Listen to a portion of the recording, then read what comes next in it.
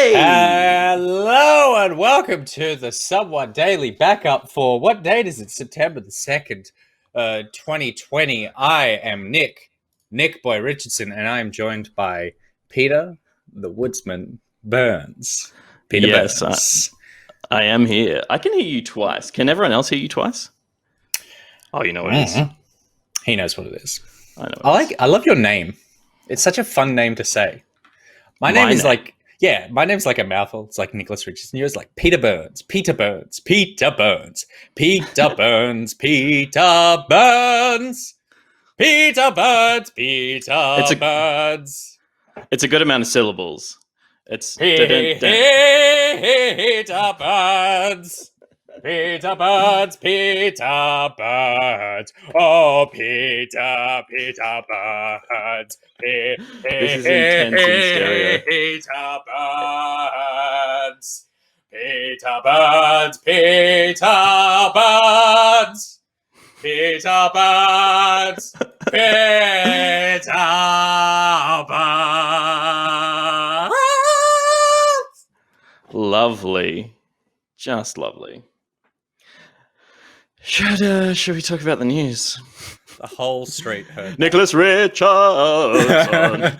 Just doesn't work. There's just too many syllables. You got, like you said, you got the right amount of syllables. How is everybody doing? This is our new show. You know what this is. What am I saying? That's good. You're saying you've got coffee and you're ready to go.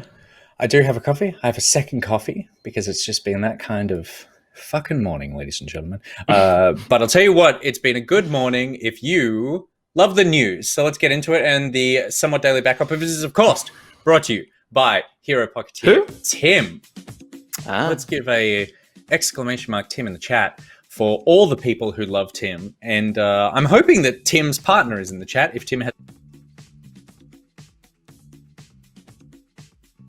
a way to find out he's in an unloving relationship, but I'm sure he isn't.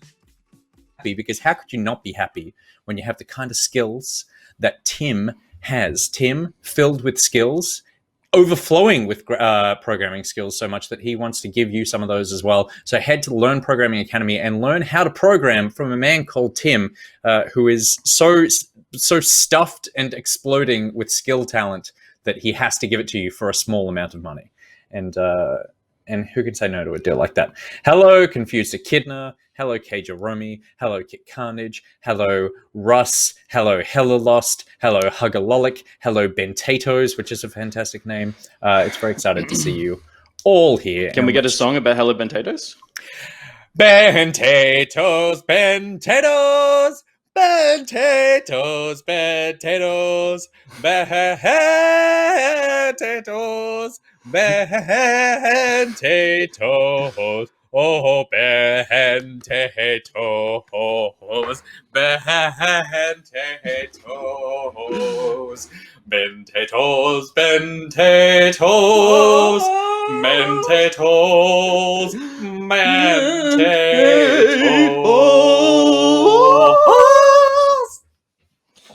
God, my neighbors fucking. Welcome, Bentatoes. There's just something about the American national anthem, despite how much what it stands for. Yeah, totally. It's just it's a great song to sing. It makes me feel excited to, like, I don't know, disrupt civil rights and fuck over an economy and oppress minorities. Exactly. Yeah, it's just it really does inspire that. All right, let's jump into the news today because a company that is not a minority, I would say it is the majority of the brand that is in your computers right now. NVIDIA had their announcement of their new cards overnight, and Pete, you know more about this than I do. What I knew heading into last night. What a good bit of vision to cross across to. Remember when games were this small? It's more like, God, is this it? Is this what we get? I heard that the cards would be huge, powerful, and unbelievably expensive. Am I right? Okay, there were three things you just said then. Huge they are not. well, at least we've seen the 3080 and 3070. Mhm. Huge, they are not. The 3090 probably is to the specs that everyone was worried about, a big 3-slotter. For people who aren't aware, most GPUs take up 2 slots in your PC these days. One PCIe slot, but they're as wide as 2 slots, so you can't put anything next to them. This behemoth that we were getting promised is a 3-slotter, so just a freaking weapon. And I'm glad the 2080 at least isn't that, because I will be able to lift it up with my 2 puny arms. Apparently it's a bit longer, but it's not any wider. Will it fit into existing cases, relatively speaking? Yeah, I mean, obviously there are cases that are built for like mini PC builds, and maybe some of those won't, but it doesn't look like it's any longer than a like regular sized tower. Yeah, right. Yeah, you definitely should check that stuff when you go to buy any new hardware, that it's going to fit in the dimensions of your case, because they put the disk drives or the PSU in different places in different towers and stuff, and that could actually block you from getting a little bit of a longer card in there. But the size of the 2080 and 2070 are totally basically on par with what we know cards to be these days. And I mean, these are the baseline ones as well. I'm sure Asus and Gigabyte are going to put heaps of like plastic swords and crazy bullshit on them, and neon on them. Yeah, to make them ridiculous. But yeah, what NVIDIA have showed off is like a really, you were saying before, just a nice looking card. It's just, it's actually like a piece of modern art, as opposed to what I have in my computer right now, which is 2070 Super, and it's just a fluoro piece of shit. I'm looking at it right now and I'm disgusted by it. I wish it didn't light up. I wish it just looked like the 2001 obelisk with a couple of fans in it. Yeah. Well, I mean, that's not really NVIDIA's fault either. Like, even the 2080s were pretty simple looking things. They maybe had a bit of a strip of green on them. But yeah, they were like respectable. This is Psycho Dragon Man. Yeah, Psycho Dragon Man points out that Galax are a company that like to go. They basically turn them into like Japanese robot fighting things. Yeah, nice. So yeah, they'll look amazing. But the thing I'm excited about this, power they claim is 2 times, and some early 2 times better performance over the current gen of cards, which, if true, is the biggest leap we've ever seen. Here he is now, Jensen Huang, in front of his what your 2070 bought him, a marble stovetop. Like, what a range hood! I can't even afford one from Bunnings. Imagine cleaning that thing when you get some splatter on what looked to be axes or crucifixes behind him. I think it's grapevines. I think it's a bit classier than crucifixes. But like, if you have sort of like, if you're making a spag bowl and you get some tomato sauce splatter up in those crevices, that's you need a toothbrush. Can I just point out, there's no way he cleans that. No. In fact, he pays an army of people to clean his house. And sure. I would say no one has ever cooked in that kitchen. They cook in the galley downstairs and they send it up via dumbwaiter. And the kitchen is there only for presentations about graphics cards. Someone was also like, that's a lot of spatulas. And that is way too many spatulas. That was a props team that brought in spatulas for some reason. And he's like, this is what humans cook with, correct? Yes, power they claim is 2 times. I may as well now jump to. I'll play the sexy graphic that they put together so we can actually see the cards that we're talking about. This just cycles through a timeline of like, look how far we've come from the GeForce 256, but Digital Foundry, who I'm sure many people in all of our viewers would probably know. They're an amazing outlet that review hardware. They've had early access to the 3080 and have done some benchmarking with it. Oh, cool. Compared to the 2080. And Yeah, 2 times is not far off, man. Like they're saying they had specified games that were allowed to benchmark against, ones that have obviously been really well optimized by NVIDIA already. You know how you get a driver update every other week so that NVIDIA can make sure their cards are optimized to play these games. They've obviously optimized this specific catalog of games, and I'll jump across to it now because we can see this is the Digital Foundry guys. Classic dad nerds. They are amazing. They've done some percentage difference is how they were able to benchmark against the 2080.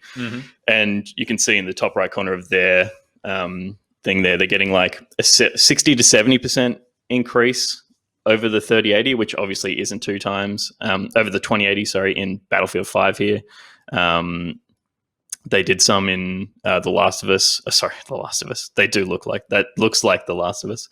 Tomb Raider, again, about 70%. So that's a freaking massive leap. Like that, we're talking about a leap that's probably bigger than the 980 to the 1080, which was a massive, massive increase back then. And not to make this an ad for NVIDIA, but this is their mid-tier card, and they're benchmarking it over their previous top-tier card, correct? Like they were putting it over. They're benchmarking the 2080 Founders over the 3080 Founders, so not the TI. But yeah, the 2080 is like the premium NVIDIA card. Yeah, because that was the top of it wasn't the TI, but it was like the top of the line Founders one. But correct. The 3080 is not the top of the line one that they're bringing out now. The 3090, which is a ridiculous monster that like no one should actually buy because it costs as much as an entire solid computer. But this one is also because I've been looking at getting a new computer, and you actually said to me a couple of days ago, like, just hold off because they're going to announce these. And when they do announce them, they'll be so expensive that it's going to drop the price of the 2080 Ti. And so you can get one of those to replace, I already have a 2070. And then they come out with the price and it's like, oh, it's like the 3080 is the same price as a 2080 and I can just get the new hotness. Yeah, totally. The Australian prices, where I've lost them. The 3080 is at 1,139 Australian dollars, which is heaps more reasonable than even the 2080s at launch. This is NVIDIA's pricing. Things will fluctuate a bit again once we get like the Transformers versions of them from all the little companies that put them together. But we'll see something around the $1,200 mark, I'm sure, for a basically top of the line gaming card. And that, even NVIDIA are touting the 3080 as the top of the line gaming video card. Like consumer card. The 3090 is kind of moving towards the territory of what we see for edit suite GPUs, which do exist and people don't treat them as gaming GPUs because they're double, triple the price of the top of the line gaming cards. But the 3090 obviously is packaged in the same gaming line, but it's just absurd. It's really for 8K 60 frame gaming. The 30K is if you want to build a fuck robot and it needs to have like a genuine needs to be AI smarter personality. Than you. Yeah, exactly. Then that's what it needs to be smart enough that it goes, actually, I choose not to have sex with you, and then leave and start its own life. That's what you're buying this for. Totally. So the 3080, heaps more affordable. I remember the 2080s being around like $1,500 Australian dollars when it came out, and feeling like that was just way, way, way too expensive for a video card. But also that was in the heart of Bitcoin mining. Yes, it was. So video cards boomed.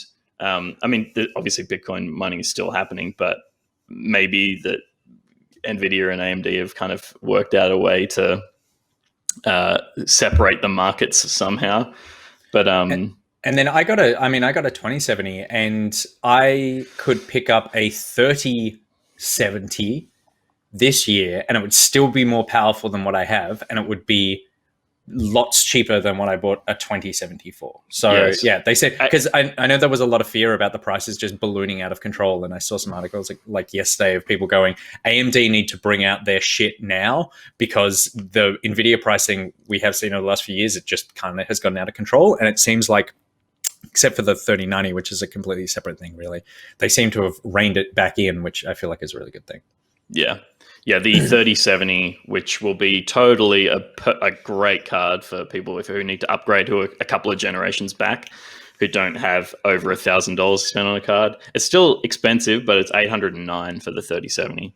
And that's like, if you're going from a 980 to that, it's gonna blow your mind. But if you're looking to future-proof for like the next 5 or 6 years, then maybe the 3080 is the better way to go. Yeah, and the 3080 again is kind of like a new card for the 4K gamer as well.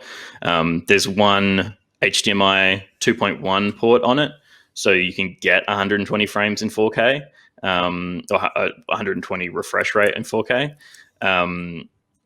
The display ports on it are still 1.4, so they, I think, max out at 60 in 4K. Yep. So this is like, you have one monitor that can be your 4K gloriously smooth monitor, but it's still lagging on the DisplayPort 2.0, which is going to be a weapon that outdoes the HDMI port. But it's just not in a lot of consumer hardware yet. So I don't know what the hold up there is. I haven't really followed it, but yeah, cool. New cards looking very powerful and looks awesome. Very affordable. And SithCat. Sorry, finish up. I was just going to say, and very fit in my computer. And very fit, which is the most important thing. SithCat was talking about her. They want to. She wants to update her computer, and she should pay more attention. The 3070 will do you fine. You'll be fine with a 3070, and it will be fantastic, and it will make it relatively affordable as well. All right, cool. Very exciting. Well, the two of those come out this month, and then the 3090 comes out next month. No, it's actually the other way around. Yeah, so the 3090 is September 24th. The 3080 is September 17th, which is very soon. And the 3070 is in October. So they're kind of like encouraging people, they're holding off for a month from the 3070 to be like, just get the 3080. Yeah, right. Who knows when the 3070 will be out? Yeah, that's smart. That's smart. All right, cool. All right, up next, Call of Duty cheats. Well, I'll read what you wrote down here as the headline, which is COD cheats get law fucked by Activision and apologize. Now, would you like to expand on this? No, I think we're done. Let's move on. I think we're done too. So there's I don't know what the adjective is here, but reputable Call of Duty cheat seller, or it's like, well, I guess like when you buy drugs, you could either buy drugs for the person if you're not sure they're going to cut it with washing powder, or the person who you are pretty sure they're not going to cut it with washing powder, and this is more those people. Yeah, so we're talking about a pretty scummy part of the internet. CX Cheats. They were given a cease and desist by Activision to stop making cheats for COD Warzone, and they make cheats for a suite of different games. These are just a bunch of like clever little coders who break games and make them not fun for anyone who isn't buying cheats. And is it even fun for people who are cheating? I can't see how it would be. No. It's literally pay to win. It's basically, it turns shooters into like clickers, where it's just like you just need to be present, and that's it. You're watching the thing that you bought do well. Yeah. That cheat is working very well for me right now. So anyway, they announced on their Discord that they would not be developing anymore, and they issued a statement which I thought was very funny. And I won't read the whole thing because fuck them. Fuck those guys. Fuck those guys. But they just said that they're not going to be developing or supporting the tools that they've sold anymore. There was no mention of any refund for anyone who had bought one, of course. But the last they leave. You've already spent your money on washing powder. They leave it on this beautiful line. We apologize for any pain we've caused to players of Call of Duty. It's like ridiculous. your whole fucking marketing is, well, your whole business model is to destroy Call of Duty. Yeah. Yeah. So the pain that you're causing Call of Duty is by developing shit fucking cheats. Go away. And Go away. also, CX. and also the Apex Legends and PUBG cheats were still listed for sale on the site even after the Call of Duty cheats had been removed. So it's like it's the letter of the law they're adhering to, which is, we apologize for any pain we've caused to Call of Duty players. We will continue to inflict pain on Apex Legends and PUBG players. Exactly. Anyway, fuck these guys. But it is weird. It is because I mean, like you sort of mentioned, it is weird that these sort of things are still around in this more legitimate form. I think it's just a part of the internet. Like, there are parts of the internet I'm scared to look up. Like, I really want to go on tour and go into the dark web, but I just don't know what I'm going to find there. And I feel like Call of Duty Cheats is a level where I go, this is getting close to the part where, like, I might buy a Call of Duty cheat or I might accidentally buy a gun. Like, that either of those two things could happen, and I don't want to end up on a list. No, not at all. Just wave your hand in front of your camera. Your autofocus is freaking out a little bit at the moment. It's like jumping to the background. Come to daddy. Because thinking about it for half a second, I know you said tour, T-O-R. Yeah. But what I thought you said was tour in a very, like, elegant way. And I thought you were going to go on tour to the dark web for half a second. I was like, how is it? Oh, tour. Well, it's, you can't really go on overseas holidays at the moment. So I thought maybe I could go buy someone. So Jamaica, that would be a better way of doing it. I want to take you to... All right, up next, Ridley Scott. So from one great press release from Cheats to another, obviously the epic Apple thing. The epic Apple thing is kind of... What do we want to see first? Which trailer? The OG or the Fortnite one? Let's go with the OG one. Let's go with the Ridley Scott one. So obviously Ridley Scott did the 1984 ad. 4.3 does not look good without setup. No, it belies the shunky makings of our webcam. So Ridley Scott was the director behind the Apple Macintosh trailer that Fortnite ripped off. And then obviously there's been a lot of back and forth between Apple and Epic over the last couple of weeks. But then Ridley Scott told IGN that he wrote to Epic about this trailer. And so his line was that he had seen the Epic remake, and he replied, quote, "I sure have, and I wrote to them because on the one hand, I can be fully complimented by the fact they copied my commercial shot for shot. But pity the message is so ordinary when they could have been talking about democracy or more powerful things, and they didn't use it. I think the animation was terrific. The idea was terrific. The message was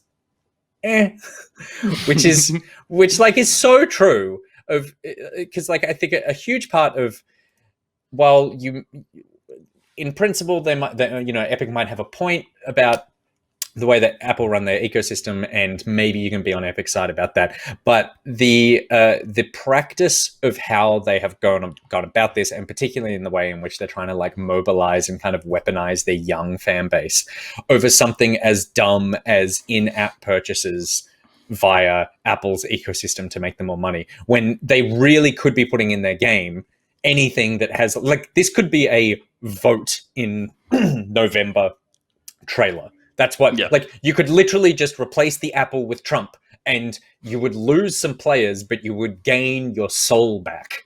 And and they don't do anything like that. And I do like the fact that Ridley Scott was like, look, I think it was a really awesome job. I just think you whiffed it when it came to like saying anything other than like, give us more money. Yeah. And like, there's not really much to say on this. Obviously, Ridley Scott is an amazing director, but like that ad was all like the OG ad is also a wanky piece of shit.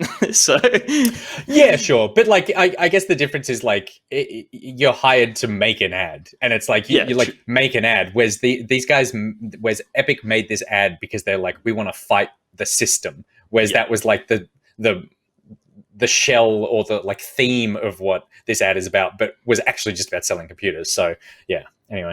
Look, I mean, it's not. This is an argument between. I mean, it literally is an argument between Apple and Epic, but Ridley Scott was just a creative cog in all of this. So. Do you reckon he's still being paid by Apple, and that's why he came out with this? Like, did he need to work again after The Counselor? Didn't that do so well for him? That fantastic movie. The Counselor, Kingdoms of Heaven. What are some of these other classic films? Exodus, Gods and Kings. Gods and Kings. Have you seen that? I haven't. Has anyone seen that? I feel like I shouldn't rip on it, but I'm sure it's not good. I didn't hate Alien Covenant, and I'll get a lot of flack for that. It certainly is bad when compared to Alien and Aliens, but it fits alongside Prometheus just fine as like B tier alien lore. I Prometheus, because he directed Prometheus, right? Yeah. Prometheus. There's a lot wrong with that movie. It looks amazing. Like why is it Charlize Theron? Whoever it was just didn't run to the left when they were running away from the she got crushed by wheel. Yeah. But that entire movie is worth it just for the surgery medical scene. I'm just like, there's some great moments in that film, and like they're great alien moments. They're just rehashes of all the things that worked in other alien movies, but shot on better cameras. It's like not even shot on better cameras. It's just a new style of shooting. It's like with better CG. That's really better CG for sure. All right. Moving on, and Vlambeer are calling it quits on their 10-year anniversary. So this is just a little one, but Vlambeer make a lot of games that I really like, that I feel like a lot of people really like. Did I picked the wrong trailer there. That's the wrong trailer. That's Crusader Kings. It is. What did they do? They did bloody... They did Nuclear Throne, Ridiculous Fishing. There it is. So Vlambeer are sort of like indie powerhouse, two dudes just working together for 10 years. Rami Ismail and is it Jan? Is it Jan Willem Nijman? I think it's Jan, or is it Jean? Maybe it's Jean. But they started working together in 2010 after dropping out of game development classes. They've just put out these awesome games that are really polished. They're always interesting ideas. They're like short, fun. I mean, Nuclear Throne in particular is like a fantastic game. Super Crate Box is really fun.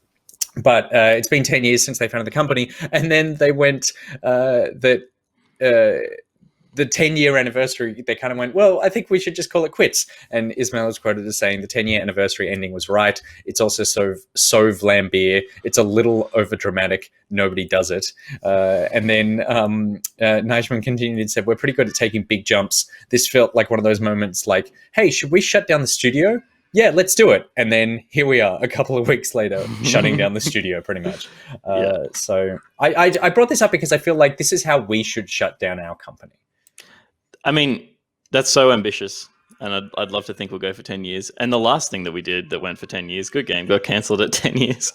That's true. Not by any choice of us, but yeah, I hear either a large magpie or a small child. Yeah, small child. And yeah, it's kind of sad end of an era, but obviously these guys are going to go on and make more stuff. And I feel like if you're interested in the indie dev scene and you're not following Rami Ismail on Twitter, go and do it, because he has amazing insight and is always posting interesting things about what he's doing and what other people are doing in the industry. So he's like the poster boy for indie games. Yeah, totally. And like not in a Phil Fish kind of like made the latest hot thing, but then, is not worth listening to outside of that. In a way that's really insightful, and he's really like for the industry, and everything he does seems to be like about making sure the indie dev scene succeeds. Yeah, totally. And I did think of this because, Pete, do you think about closing, like when we will close the company? Like we only just opened the company last year. We started it up, and I don't hope for it. But I constantly think about the fact that, well, this can't go on forever. Totally.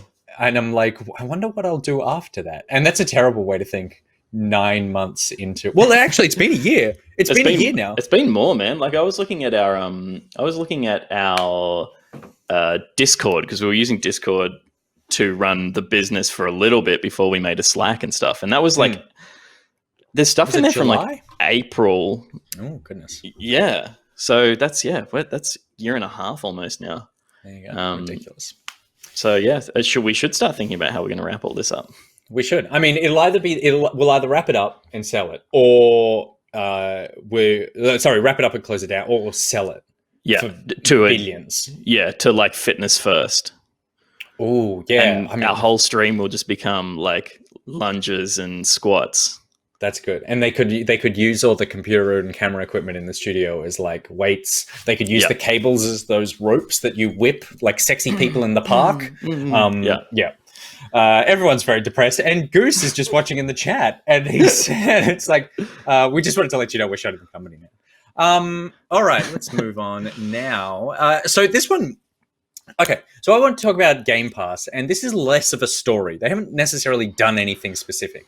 I just had a bit of a realization about Game Pass and how I am playing so much on it now. So I woke up this morning, and I feel like I had missed this news, but Crusader Kings 3 is on Game Pass. And you mean this trailer?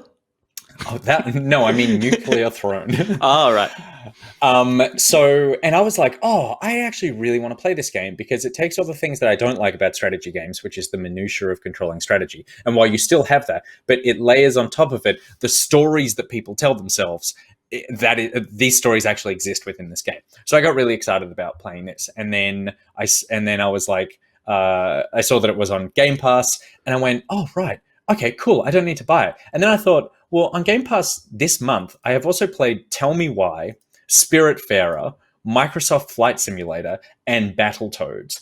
And it's like sneakily becoming something that I am playing more than I am playing Steam. Like Wasteland 3 is out on it as well, which potentially I might play.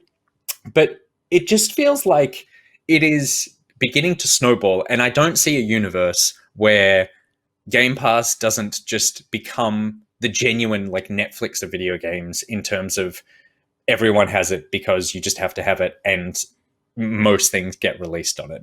Because I cannot stop going through it and going, oh, this is really cool that this is here. And then as more things get added, I just don't see a world where in a couple of years I feel comfortable paying for a game on Steam. And that kind of snuck up on me. Yeah, totally. I mean, they're doing a great job of making sure there's a lot of current stuff on there, because when it was first kind of rolling out, doesn't feel like it was that long ago, maybe a year and a bit. And it was like all first party Microsoft games are going to launch at the same time on this Game Pass, and we also have 6-month-old AA and AAA titles that are coming across, and that felt like really cool. But people who were up with everything, who might want to invest in this, particularly in the early days, had already played a lot of the stuff that was like also the back catalog, and it just felt like I don't know. It's Netflix is not the best example there, because it's like there's no way you've seen everything on Netflix, but maybe you've seen everything worth watching on Netflix. So maybe it is like Netflix. You'd already played everything that was worth playing on. It felt like 10 play. Yeah, right. Yeah. It's like, I'm just here for Bachelor and Love Island or whatever. Totally. Which was like, I'm here for Halo Wars or whatever, not even that, the turn-based strategy one. And then the games that I look at and I have fond memories of that season of like The Simpsons or whatever. But the fact that they're starting to, like games like Crusader Kings, where it doesn't need to be an exclusive, but it's actually just on there as well. Yep. Spiritfarer being another great example of the last month. So it is. I don't know the business model. I don't know how they're making money off this at the moment with the deals they must be signing in the background to be putting new games on this thing. But we've talked about this before, how like all they need to do, they can, I mean, it's Microsoft, right? They basically have unlimited money. They can run this part of their business at a loss for a long time. And if they end up with like 5 million people subscribe to this thing Mm-hmm. as just a number in the dark, they increase that monthly fee by $1. They're getting an extra $5 million a month out of this. Yeah. So it's like if they build a big enough like player base or subscriber base, they have a lot of power to not destroy the relationship with the consumers and turn the profit wheel back around in their direction. Yeah, it's more that you can move from this is an unbelievable deal to you increase the price like by $3 over the course of 3 years or something, and it turns into this feels like I'm paying for what it's worth. So it's like, whereas right now I feel like I don't know how I'm getting all these games, and in a couple of years it's like the price will go up to like $15 a month, and they will make themselves an extra friggin' like $50 million a month. But the trade-off is that it starts feeling like I'm paying for what it's worth, but I wouldn't pay that for old games now. So it's the right way that they're doing it. Yeah. And also I will just, as a shout out for Crusader Kings, because I only saw this last night, that there is some issues with the game being released in Australia due to some classification or age rating thing, and no one is really sure what it is at the moment, but you can't buy it on Steam. If you search for it in Game Pass, you can't find it. But if you use but this morning I opened up the Game Pass app on my phone, and it's just sitting there like it's like the featured game. You can install it remotely, or if you go to Game Pass and you search for Crusader Kings 3, it comes up with not the game but a piece of DLC for it. If you click the add-on, which is the expansion pass, and then you click Crusader Kings 3, as in like you require Crusader Kings 3 to play with, then you can install it. So, and I double checked that this morning and I launched it. So that's how you can get it working. Great. Cool. Okay, so this next one, Pete, you don't know about this. I don't know how I feel about this. Let's just talk this through. So Fall Guys raises $1 million for special effect charity. And the way that this worked is that, like, obviously Fall Guys, the biggest thing on the planet at the moment, and like in a weird way, there's like this real acceptance of brands wanting to get involved in this thing in a way that like Fortnite, you see a lot of brands get involved in, but you don't hear a lot of brands talking about how they want to get involved in Fortnite. Whereas Fall Guys has literally been like, brand Twitter has been sending Fall Guys accounts like KFC ideas, versions of totally, which is like gross. It's like, it's cute, but it's also just like, but shut up. Do you mean from Fall Guys out or businesses in? Businesses in. Yes, because that's what I've been seeing as well. And yeah. So fuck like businesses, businesses going, we want to be in Fall Guys. How about a Colonel skin? And it's like, okay, if we get sponsored by KFC, please don't clip that. Totally. And it's like, that's adorable, but at the same time, it feels very weird that one brand is like, oh, we want to get in on this fun game and commercialize it, but they're doing it via Twitter.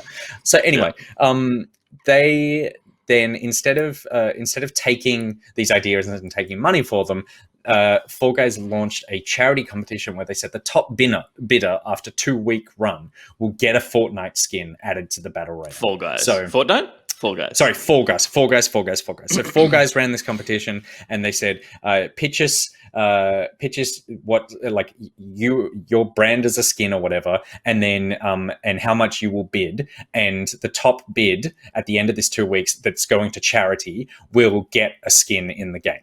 And so it kicked off quickly. Okay. It's going up and up and up. And then at one point, a bidet company wanted to chip in. And I think we're winning at the time. I'm not entirely sure what a bidet?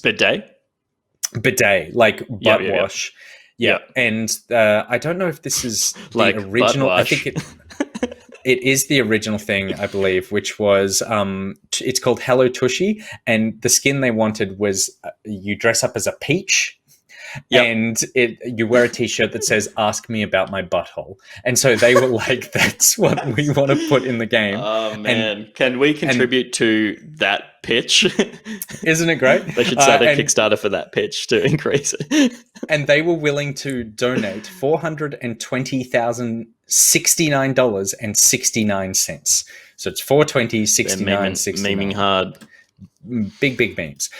So anyway, the winning bid just before the end was for $510,000, and it was for a gaming channel called FGTV.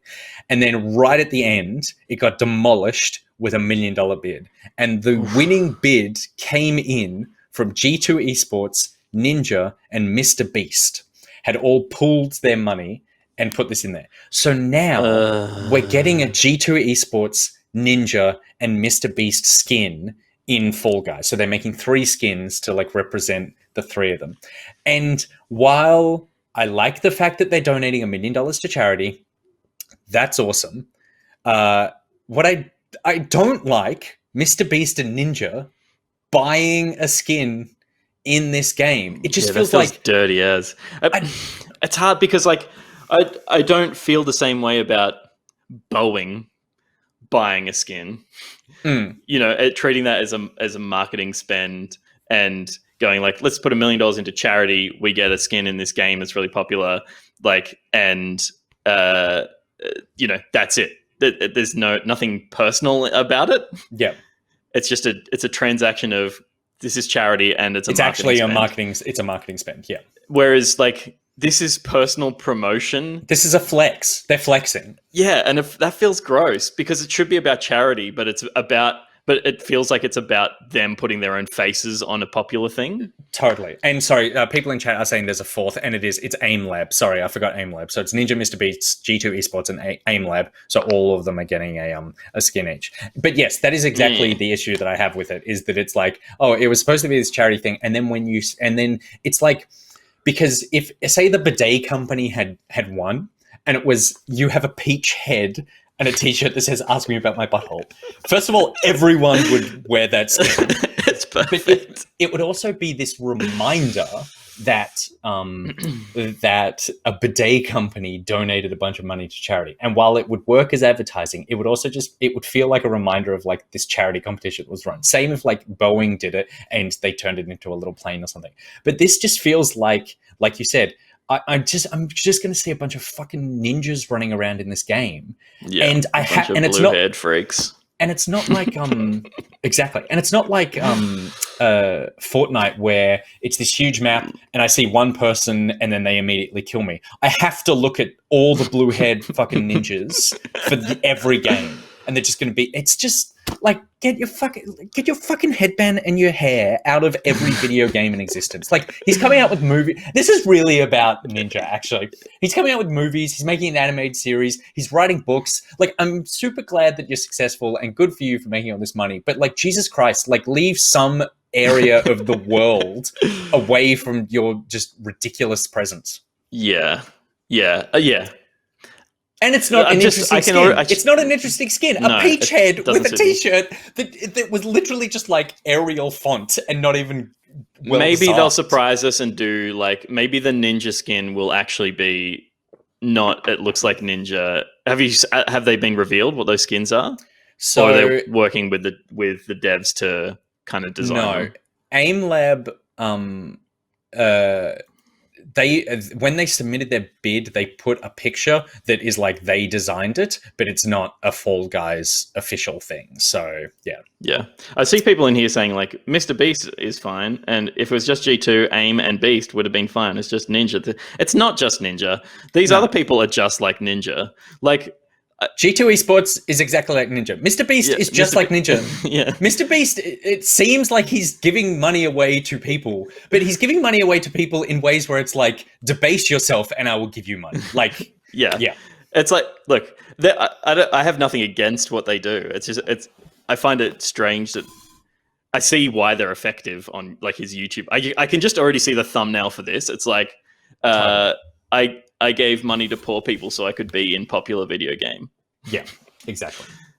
But like, so I could be in popular video game. So I'm in a video game is the biggest part of the thumbnail, not the charity. Exactly. It's ridiculous. Anyway, like, I don't want to judge them too much. At least the money's going to the right place at the end of the day. That's why I feel conflicted about it. But anyway. And apologies for my camera. I don't know what the autofocus is doing. I might have just stay like that the whole time. Too much. And maybe I've got too much glass on my face. Let's take some glass. No, then I can't see. Okay, and then the final story we've got here, which is like, this is not really a story. It was a bit of a slow one, but I feel like we got some good mileage out of things you can cut cocaine with and how much we hate Ninja. Is the Ubisoft Forward that has been announced. That's coming on September 10. They're going to be talking about a lot of the usual Ubisoft things like Watch Dogs Legion, Hyperscape, and Rainbow Six Siege. And I assume they'll have some things involved in those games that we don't know about, but we've seen quite a bit of all of those games. So this is probably just like a deeper look at that. But the one thing that is new and looks interesting is the update on the game that used to be called Gods and Monsters, and then there'd been some rumors over the last couple of days that it had been renamed to Immortals Phoenix Rising, and then Ubisoft confirmed that today. So this is the one where it's kind of like open world, sort of light fantasy. I think there's a bow and arrow, and it's weird that they haven't got any. Is there any of it in this trailer? Oh, this is it here. Yeah.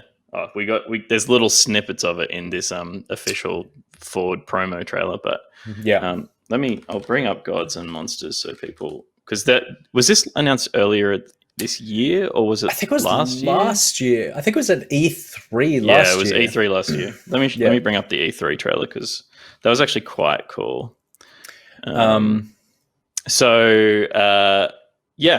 Like looking forward to getting updates on these things. I agree. I don't think there's much Ubisoft have other than this to talk about that we don't kind of already know everything we need to know about it. And the reason I say that is because the top line of the news.ubisoft.com article is tune into the stream and they're opening with a Brawlhalla matchup featuring the Ubisoft news team and Blue Mammoth developers.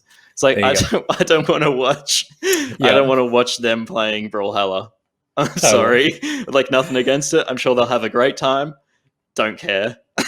But it's kind of like if you're opening with that, you're not dropping 4 new IP. Roller Champs obviously we want to get a release date on, but because it's been floating around for a while now, but I do like the look of this one. The one thing, and we've seen some games like this, like Windbound. I say like this, we don't know anything about it, but like that sort of nice looking fantasy world where you wander around. My issue with these games is generally that a lot of the time they don't have enough interesting things in them, and the beauty of these games do a lot of the heavy lifting. It's like, oh, you can explore this area and blah blah blah, but the gameplay is actually like quite limited in terms of the stories that are being told within this space, or the moment to moment activity can be quite sparse because what you're actually doing is like it's lots of open fields and big hills and that sort of thing. But hopefully that is not the case with this, and in fact this is a very fun sort of like Assassin's Creed level of interesting content, I suppose, in a different kind of game. Yeah, and also we don't really like, because it kind of looks kidsy, but it also looks like there's a bit of violence in it and stuff like that. The animation looks like adult animation. It kind of looks like Ben 10, I guess, but like a 3D animation for aimed younger. But it's it'll be interesting to see what the tone is, because like Greek mythology is like quite funny and dark and like harrowing, but also like there's plenty of humor and stuff in it. Well, there's lots of irony and comeuppance. It's all about like, well, you wished for this and you get it, but it's not what you thought. So it'll be cool to see. Like, I would love to see this game be like funny, almost like a Conker's Bad Fur Day in Greek mythology. I mean, not that toilet humor level, because I think that wouldn't suit this, but like no, I know what you mean. Adult humor and kind of like adult gameplay and not aim too young. But I mean, there needs to be games for younger gamers as well. But like, I would love for this to feel like an Assassin's Creed that's just got a really cool skin on it. Yeah. The Saltiest Pretzel says, you're talking a lot about a game that apparently came out 6 months ago because it says they're available February 25th, 2020. Yes. So let's pretend that number's not on there. So we'll see what that game's about. Hopefully it's good fun. And that's kind of everything that I feel like was worth talking about. Though I will, I got to call an audible and just add one more thing, which was Marvel Strike Force, which is like a shitty mobile game starring Marvel characters that came out. But there's the hang on, there's, what do they call them? Round tables, strike tables. Oh no, different. Oh, this is Strike Force though, right? Is that what you're talking about? So Marvel Strike Force, and you were thinking War Table for Marvel Avengers. Yeah, okay, cool. Which is out tomorrow or whatever. Marvel Strike Force is just a mobile game. But the funny thing that happened with this is that there was a bug in the game, and when people logged in a couple of days ago, they were treated to a nice surprise, which was they gave away 3,000 premium loot boxes to anyone who logged in. So what was that number again? 3,000 loot boxes each. So if you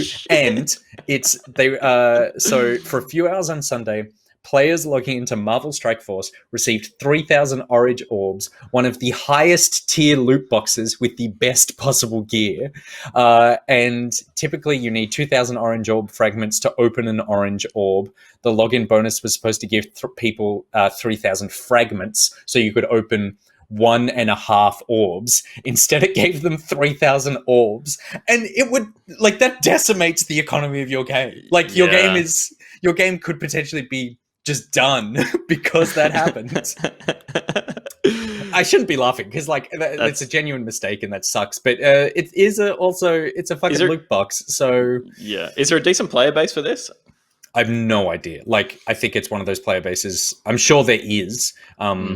But it's also probably one of those player bases where it's like, we have 200 million players, and it's like 200 million people who downloaded the game, immediately downloaded it when there was loot boxes, but then 10 people buy shitloads of loot boxes. But those hardcore people also would have jumped on this straight away because they'd be on the Reddit and they'd open it up, and suddenly you get 3,000 loot boxes. You never need to do anything again.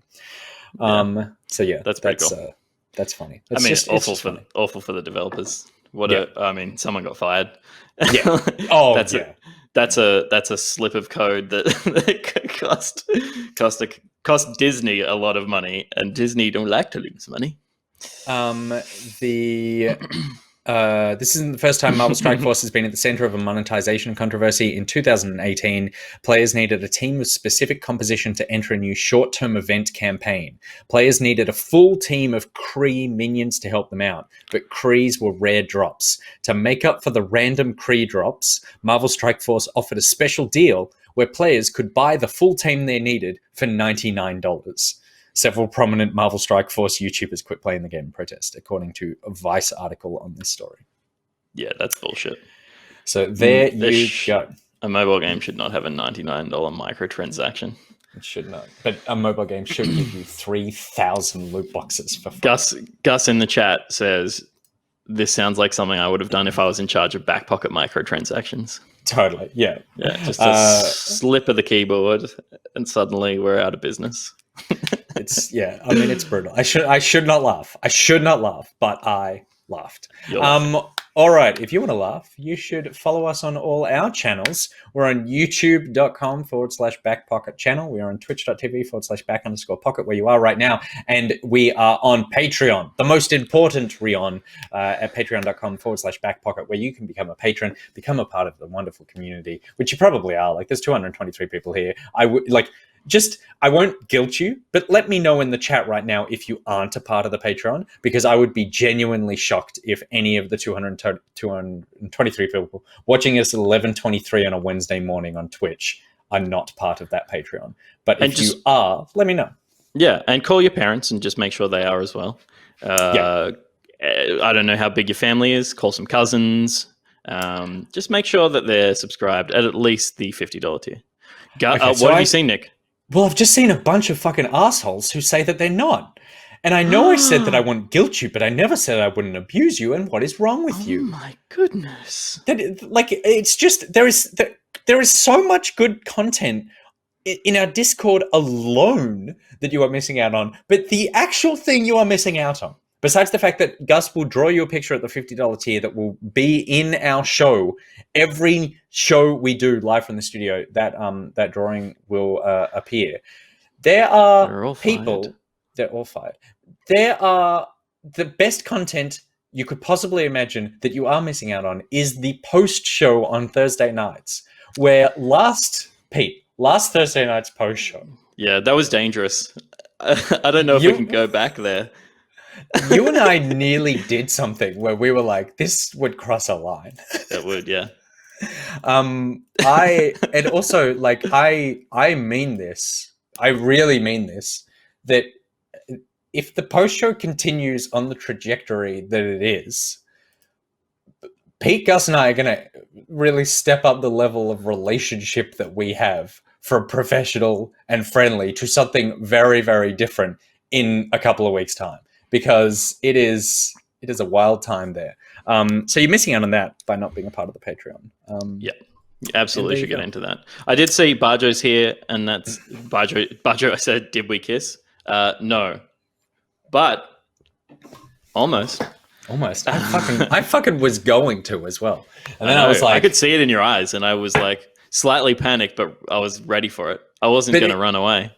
And it was just like, wait, what are we doing? yeah. It started on a pretty sexy note, and then we had to recover from there. Yeah. So Goose Gutters. If you want to watch that. Yeah, Goose Gutters, is something that actually, to be fair, if you want an argument to not join the Patreon, that sentence is definitely something that you missed out on and is probably a good thing. Ben Tatoes says, I am not a patron, and after I sung your song, we did Star Spangled Bentatoes. That's brutal. That's worth the money alone. All right, we will be back with more Back Pocket tomorrow night for the main show Thursday night at 8 p.m. AEST, and make sure you go watch the what's it called? Best Friends Forever. Yeah. There's a playback of Best Friends Forever, which for anyone who is a screenplay fan will remember the playthrough of Dream Daddies. Very reminiscent of that. So check it out. It's very funny. You guys have a wonderful on-camera rapport in dating sim situations. You both have very similar approaches to like relationship life, but also then like there's key points of difference. Yeah, and it's those points of difference that create the drama. Totally. It's like the philosophy that we have about a relationship is similar. It's the kinks are very different. Yeah. Limbot says Pete wants to date Nick. Those kinks that Nick just spoke about are the reason that I don't. But yes. I do love hearing about his kinks. Because Pete is a coward. All right. Thank you very much, everyone, for hanging out this morning. We'll be back with more Back Pocket tomorrow evening, and we'll be back with some more news soon. We hope you're doing well. Peter, let's back it on out. Back on out. Bye.